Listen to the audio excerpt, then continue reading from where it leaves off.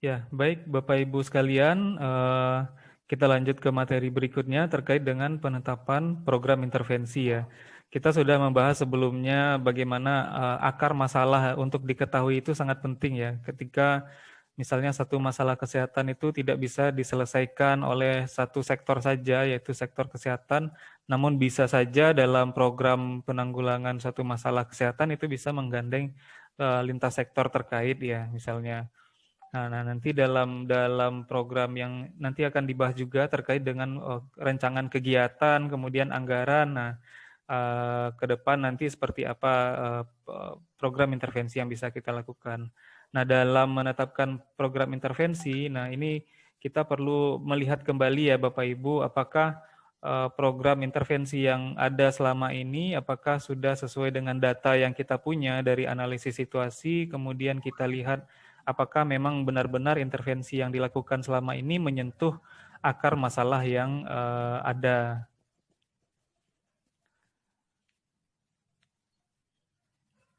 Ya, kita mulai. Nah, ini sebagai pengingat kita lagi bahwa dalam perencanaan, nah ini kan fokusnya adalah perencanaan ya Bapak Ibu. Kita sudah mencoba melakukan analisis situasi, kemudian menentukan prioritas masalah ya, kemudian mencari penyebab masalah kesehatan itu apa sampai ke akar-akarnya. Nah, pada saat sekarang kita akan menetapkan bagaimana cara pemecahan masalah ya melalui program intervensi yang dilakukan. Nah, ini sebagai ini saja sebagai penyegaran ya bahwa dalam manajemen pelayanan kesehatan itu komponen perencanaan itu menjadi penting ya, bahwa kalau kita tidak melakukan perencanaan dengan baik, tidak berbasis data, tentu terkait dengan program yang dihasilkan itu tidak tidak tepat sasaran atau malah tidak efektif maupun tidak efisien. Nah, jadi seperti ini Bapak Ibu. Jadi dalam manajemen puskesmas, apalagi sekarang puskesmas itu sudah ada akreditasi ya. Nah, dalam proses perencanaan ini menjadi penting bahwa dokumen-dokumen yang ada, kemudian bagaimana program yang dilakukan, apakah sesuai ya. Karena itu menunjukkan tata kelola puskesmas ya dalam perencanaan program, perencanaan sarana dan prasarana, kemudian sumber daya yang ada dan dimanfaatkan. Nah, semuanya itu saling berkorelasi ya Bapak Ibu semua. Nah, dalam pelayanan kesehatan masyarakat. Nah, dalam intervensi masalah kesehatan, perlu kita pertimbangkan juga seperti yang kita bahas sebelumnya, bahwa ada kebijakan nasional yang secara khusus mungkin menjadi program prioritas nasional ya, misalnya stunting ya, kalau beberapa tahun yang lalu, dan ada juga kebijakan di level daerah ya, yaitu terkait dengan visi misi kepala daerah misalnya untuk mempunyai kekuatan secara politis ya, bahwa pemerintah itu memang benar-benar serius dalam menangani masalah kesehatan. Kemudian di level kabupaten kota, karena sumber daya yang terbatas tadi, baik itu sumber daya manusia maupun sumber daya sarana, prasarana, anggaran ya. Nah, tentu intervensi masalah kesehatan itu diharapkan dapat efektif dan efisien ya, dan sesuai dengan kapasitas yang kita miliki. Nah, karena itulah kesinambungan kegiatan ya, mulai dari analisis situasi, akar masalah, sampai dengan penetapan intervensi, nah itu menjadi penting ya ketika misalnya semuanya itu sudah dilakukan sesuai dengan alurnya. Nah, jadi sifat usulan kegiatan ya dalam penetapan intervensi itu ada beberapa ya Bapak Ibu. Yang pertama itu reformatif, artinya ketika kita mengusulkan kegiatan itu apakah bisa dapat mengubah keadaan dengan cepat ya. Jadi kemudian ada inovasi di situ. Kalau misalnya programnya hanya itu saja, misalnya apa inovasi yang bisa kita tawarkan, misalnya dalam peningkatan kesehatan. Misalnya sebelumnya, misalnya saya contohkan sebagaimana misalnya pelayanan di Posyandu misalnya. Kita tahu Posyandu itu misalnya dalam pelayanan 5 meja itu ada penimbangan, kemudian pemeriksaan kesehatan ya, kemudian ada pemberian makanan tambahan misalnya. Nah, karena misalnya ada angka kunjungan Posyandu yang tidak terlalu tinggi misalnya. Nah, maka kita sebagai pengelola Posyandu misalnya menerapkan inovasi, misalnya memberikan program tambahan, misalnya PMT-nya jangan hanya memberikan bubur kacang hijau saja misalnya, kita memberikan variasi makanan lain, nah, sehingga itu menjadi penarik bagi masyarakat pada umumnya untuk datang ke Posyandu pada khususnya. Atau juga di daerah lain ya, nah itu di Bandung itu ada Posyandu terbaik se-Indonesia, nah itu dia program unggulannya itu adalah massage bayi ya, jadi atau pijat bayi. Nah, jadi itu menjadi penarik bagi ibu-ibu yang punya bayi untuk datang ke Posyandu karena ada program-program yang ditawarkan dan inovasi yang ada di situ sehingga angka kunjungan kepada Posyandu itu semakin tinggi. Kemudian berpihak kepada masyarakat. Nah, tentu saja ya program kesehatan, program kegiatan yang kita rancang itu tentu tujuannya adalah untuk menurunkan angka kesakitan dan secara tidak langsung dapat meningkatkan derajat kesehatan masyarakat dan dapat dipertanggungjawabkan. Nah, itu tadi ketika misalnya usulan kegiatan kita itu sesuai dengan data ya, dari analisis situasi yang kita lakukan, kemudian nah itu dapat secara akuntabel itu bisa dilihat mulai dari awal penyusunan program kegiatan. Nah, itu beberapa sifat usulan kegiatan yang bisa Bapak Ibu pertimbangkan dalam menyusun perencanaan program. Nah, seperti ini Bapak Ibu. Nah, jadi ada yang namanya kegiatan rutin ya Bapak Ibu dalam misalnya dalam pelayanan kesehatan di Puskesmas ya. Ada yang namanya kegiatan rutin dan ada juga didukung oleh kegiatan inovatif untuk apa? Untuk melengkapi dari kegiatan rutin dan untuk meningkatkan capaian program. Nah, seperti tadi yang saya singgung sebelumnya bahwa kenapa kok Posyandu kunjungannya tidak terlalu tinggi misalnya. Oh, ternyata masyarakat itu tidak selain kesadaran dan pengetahuan masyarakat, tapi ada juga masyarakat yang tidak mau datang karena merasa mungkin pelayanan Posyandu itu belum maksimal. Nah, misalnya seperti ini, ada peningkatan ANC sebagai indikator antenatal care itu apakah sudah berjalan atau tidak. Kemudian peningkatan persalinan dengan tenaga kesehatan, ya. Kemudian peningkatan desa berbidan, peningkatan Posyandu Purnama dan Mandiri. Nah, ini target-target yang sebagai contoh yang kita tetapkan. Misalnya 90% untuk keempat dan Linakes. Kemudian 80% untuk desa berbidan. Nah, itu Bapak Ibu bisa menetapkan ya sesuai dengan kapasitas daerah atau kapasitas wilayah kerja puskesmas masing-masing. Nah, itu program indikator-indikator ini termasuk dalam upaya pelayanan kesehatan dasar ya atau upaya pelayanan kesehatan wajib atau esensial. Nah, itu pelayanan kegiatannya itu bisa saja misalnya pelatihan bidan desa. Nah, tadi seperti yang disampaikan juga oleh Bapak Danang tadi misalnya ada kader terlatih misalnya. Ada kader yang terlatih, ada kader yang tidak terlatih misalnya. Nah, bagaimana kader itu semuanya terlatih? Nah, itu adalah contoh kegiatan ya dalam mencapai program yang sudah kita rancang sebelumnya. Nah, ini beberapa kegiatan, misalnya ada pelatihan kader ya. Atau misalnya di tiap desa itu berapa bidan yang dibutuhkan. Minimal itu misalnya satu desa satu bidan misalnya. Nah, bagaimana cara kita untuk mencukupi kebutuhan tenaga kesehatan di daerah misalnya. Nah, itu bisa kita usulkan ya dalam perencanaan. Nah, itu usulan itu sangat penting misalnya kita cantumkan. Nah, terlepas nanti hasilnya apakah disetujui atau tidak atau misalnya direspon atau tidak. Yang penting kita mengusulkan sesuai dengan kebutuhan dan sesuai data yang kita miliki.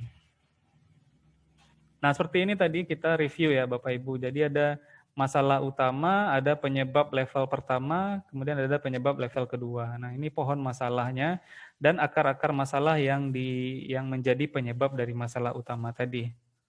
Nah, seperti ini tadi Bapak Ibu ya, dalam contoh pohon masalah untuk angka kematian ibu bersalin yang masih tinggi. Nah, itu ketika kita telusuri ya satu persatu kenapa ini masih bermasalah ya, ternyata mungkin jalan sangat jelek ya. Nah, ini kan sebenarnya tidak bisa diselesaikan oleh Dinas Kesehatan. Nah, ini harus terkait dengan Dinas Pekerjaan Umum misalnya. Nah, ini di level kabupaten kota ini bisa diselesaikan. Kemudian ada penempatan bidan yang tidak merata misalnya. Jadi ada tenaga kesehatan itu yang hanya berkelompok itu di ibu kota kabupaten saja, jarang bidan yang sampai ke ujung ya, ke pelosok negeri misalnya. Kemudian peminat bidan di desa itu berkurang. Nah, itu barangkali kenapa peminat bidan itu kurang, bisa saja karena kesejahteraan ya.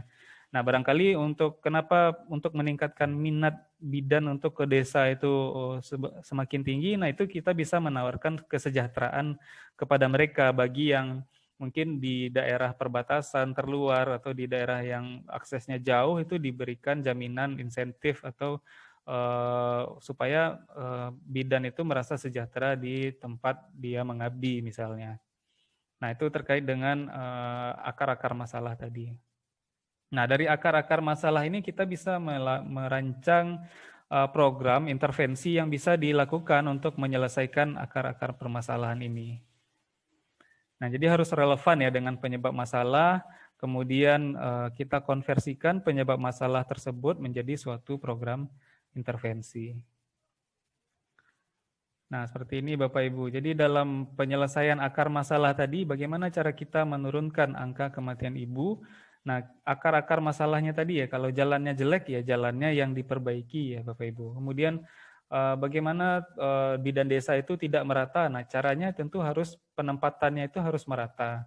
Nah, ada masalah misalnya hanya berlaku beberapa tahun misalnya, begitu juga ada isu ya. Ketika misalnya bidan tenaga kesehatan itu ditempatkan di suatu wilayah dan beberapa tahun kemudian pindah ya, atau mengajukan mutasi misalnya dan segala macam. Nah, jadi ini sebenarnya bisa diselesaikan dengan kebijakan ya. Jadi kebijakan pemerataan itu memang bisa menerapkan misalnya ada putra daerah ya. Dan sehingga kalau kita bidan desanya itu adalah penduduk asli daerah situ, tentu dia tidak akan pindah-pindah misalnya seperti itu. Kemudian meningkatkan kesejahteraan, nah macam-macam, apakah memberikan insentif ataukah memberikan jaminan lain misalnya, atau memberikan rumah dinas dan segala macam. Nah itu menjadi peningkatan minat ya bagi orang-orang untuk menjadi bidan di suatu wilayah. Kemudian untuk meningkatkan kadar posyandu, nah ini bisa dengan meningkatkan jumlah, menambah SDM, atau meningkatkan kapasitasnya dengan melakukan pelatihan-pelatihan. Nah seperti ini ya Bapak Ibu, ini memang seakan-akan ini akar masalah ini tidak terkait secara langsung dengan angka kematian ibu, tapi ada urutan-urutannya. Nah dengan kita memperbaiki jalan, sehingga transportasi akan meningkat. Akses masyarakat ke fasilitas pelayanan kesehatan juga semakin tinggi karena bisa dijangkau.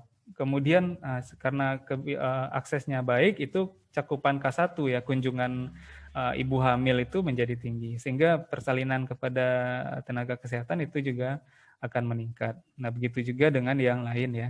Dengan kita meningkatkan kapasitas kadar posyandu, nah itu penyuluhan akan semakin baik dan semakin diterima oleh masyarakat. Kemudian keterampilan kader maupun tadi seperti dukun bersalin itu meningkat.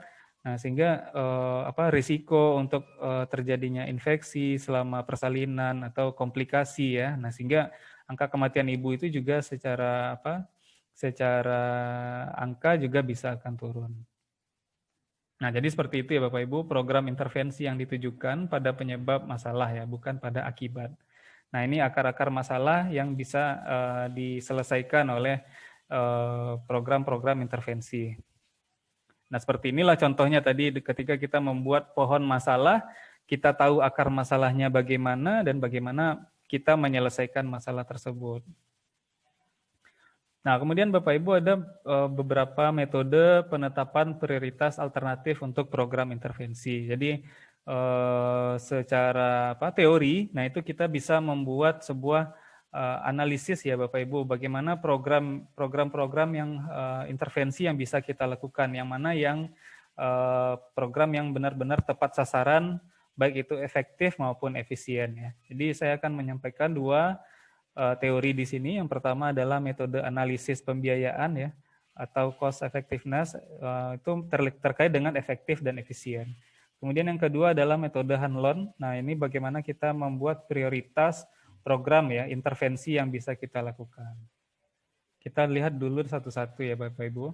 Nah, untuk yang pertama itu adalah metode cost analysis atau analisis efektivitas biaya ya Bapak Ibu. Nah, ini kita memperhitungkan efektivitas dan efisiensi dalam penetapan pilihan jenis intervensi yang akan dilakukan. Nah, ini ada indikator atau kriteria yang bisa kita gunakan ya.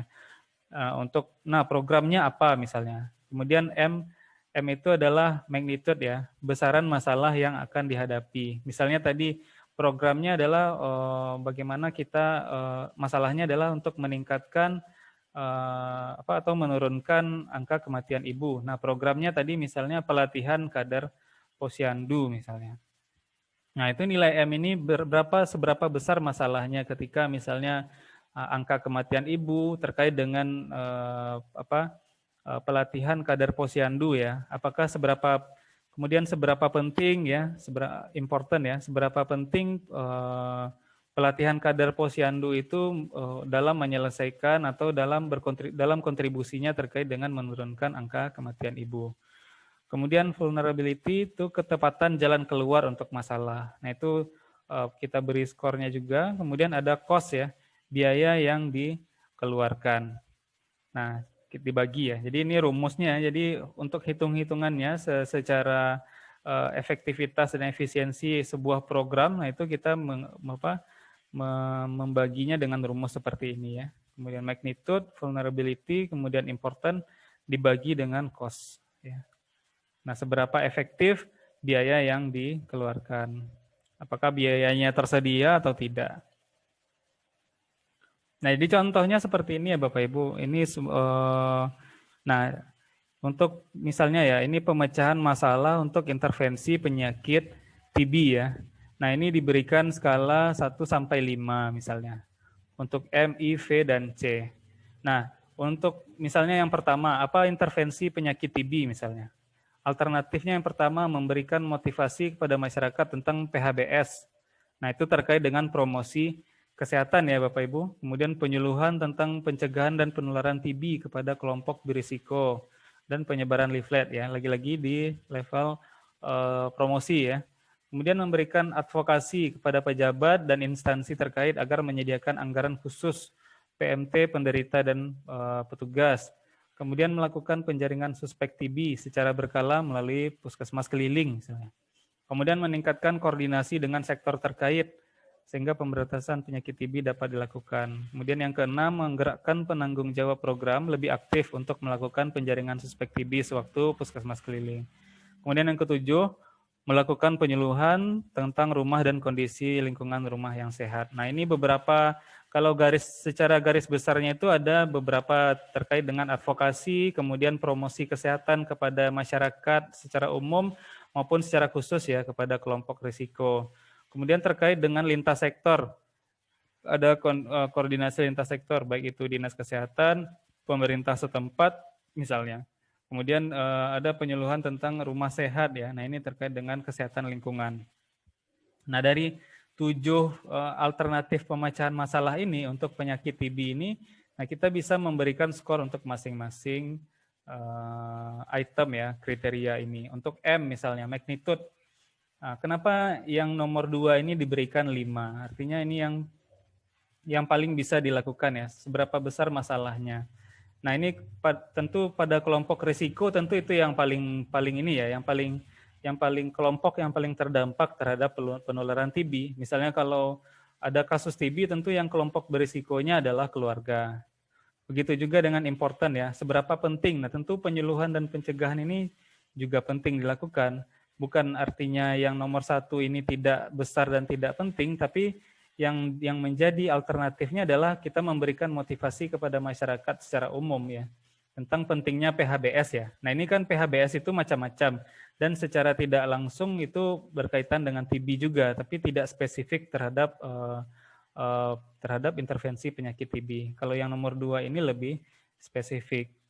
Nah, gitu juga dengan C ya, penganggaran ya, anggarannya ada, tersedia dan bisa efektif dilakukan. Kemudian V, kelayakan tadi, apakah ini bisa dilakukan atau tidak.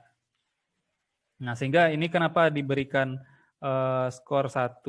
Nah, itu dari pertimbangan 4 kriteria yang ini.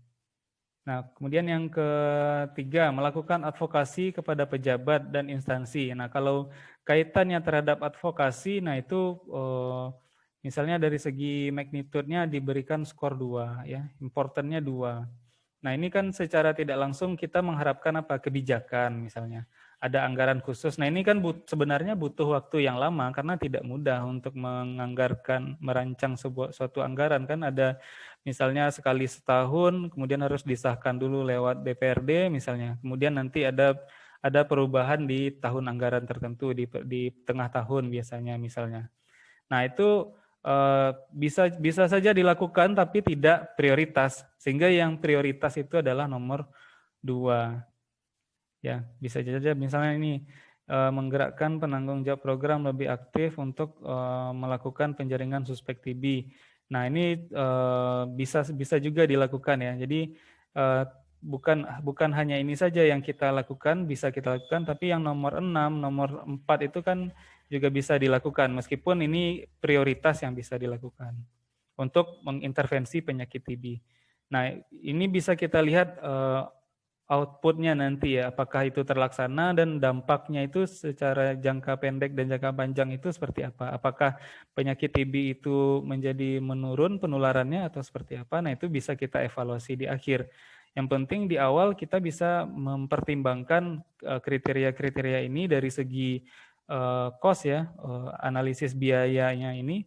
Nah ini yang bisa kita lakukan dan lebih efektif dan efisien ya, secara spesifik langsung menyentuh kepada kelompok yang berisiko. Jadi seperti ini contohnya ya Bapak Ibu dalam penetapan prioritas alternatif pemecahan masalah. Kemudian berikutnya adalah metode Hanlon ya. Jadi ini lebih tepat digunakan ketika misalnya kita punya outcome-nya atau target yang harus kita capai ya dari tujuan dari daftar prioritas yang ada. Nah, ini sebenarnya bisa kita lakukan dengan memperhatikan kriteria-kriteria yang hampir mirip dengan metode sebelumnya, tapi ada beberapa penekanan poin yang berbeda dibandingkan metode dari analisis cost tadi. Nah, jadi untuk metode Hanlon ini kita mempertimbangkan besarnya masalah, seberapa serius, dan seberapa efektif intervensi yang diberikan. Nah, kemudian kita tentukan ranking atau urutan dengan kriteria spesifik. Nah, jadi dari satu akar masalah, kemudian ada program atau intervensi yang menjadi kegiatan kita. Nah, itu kita bisa membuat prioritasnya dengan metode Hanlon dengan kriteria spesifik. Nah, seperti tadi, besarnya masalah, keseriusan masalah, kemudian efektivitas intervensi yang diberikan. Nah, kita masukkan nilai ranking dengan metode Pearl ya. Jadi ini adalah suatu singkatan, nanti akan kita bahas setelah ini. Kemudian kita hitung prioritasnya dengan menggunakan scoring ya. Kemudian kita meranking dan mengurutkan masalah kesehatan tersebut dari mana yang paling prioritas untuk dilakukan atau untuk diintervensi. Nah, seperti ini contohnya Bapak Ibu. Jadi dari 3 tahap tadi ya, besaran masalah, kemudian keseriusan masalah, dan efektivitas. Nah, ini tahap pertamanya kita berikan ranking dari 0 sampai 10 ya. Jadi besaran masalah itu seperti apa? Misalnya ini besaran masalah kesehatan yang kita hadapi. Nah, itu untuk skalanya yang paling tinggi ketika misalnya 9 sampai 10 itu sangat serius ya. Kemudian serius ya, cukup serius, kemudian serius sedang ya, kemudian relatif tidak serius, kemudian serius.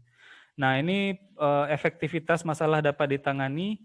Nah, ini kita bisa bandingkan ya angkanya 5% sampai 100% misalnya. Nah, ini bisa kita ukur saja Bapak Ibu. Jadi terkait dengan apakah nilai ini subjektif? Nah, bisa saja subjektif, tapi bisa jadi objektif ketika kita punya dasar berdasarkan data dari analisis situasi dari data yang kita punya. Nah, kita peroleh dari data dasar individu seperti yang sudah kita bahas sebelumnya. Nah, kemudian keseriusannya ya, apakah menjadi masalah utama bagi masyarakat, kemudian apakah merupakan kebutuhan ya, kemudian apakah ada dampak ekonomi yang timbul, kemudian kemudahan intervensinya seperti apa, apakah bisa dilakukan dalam waktu singkat misalnya, kemudian efektif atau tidak. Nah, jadi dari 3 kriteria ini, kemudian kita lanjutkan dengan Pearl tadi.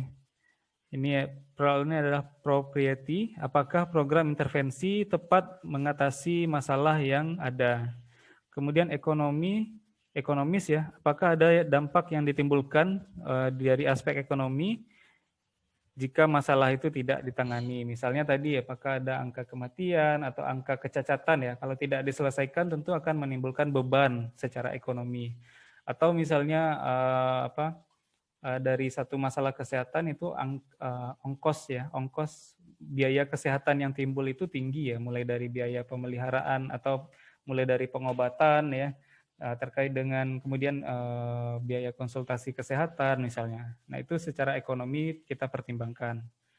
Kemudian acceptability, apakah masyarakat itu menerima program yang kita berikan atau tidak? Apakah masyarakat itu butuh atau ingin ya? Kemudian dari program tersebut, apakah sumber dayanya itu tersedia atau tidak dalam pelaksanaan program nantinya? Kemudian dari secara legality, apakah aktivitas program itu dapat diimplementasikan sesuai ketentuan hukum yang berlaku? Artinya ada kebijakan yang memayungi bahwa program ini penting untuk dilakukan. Nah, jadi 5 inilah metode Pearl ini kita dapat memasukkan nilai ranking dengan 5 kriteria ini. Di samping sebelumnya kita melakukan pengukuran terhadap besaran masalah, keseriusan masalah, dan efektivitas program ya. Nah, jadi bagaimana perhitungannya? Jadi seperti ini ya Bapak Ibu.